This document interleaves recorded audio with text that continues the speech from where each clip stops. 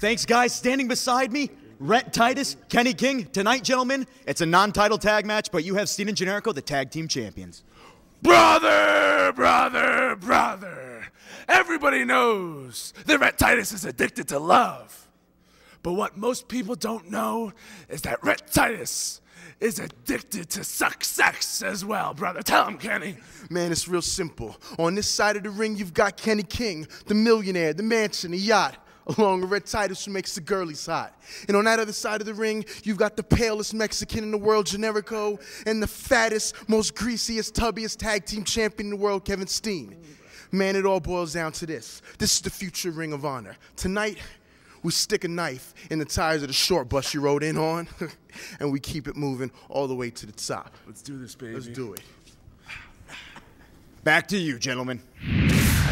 All right, Kyle, that'll be coming up a little later. Kevin Steen and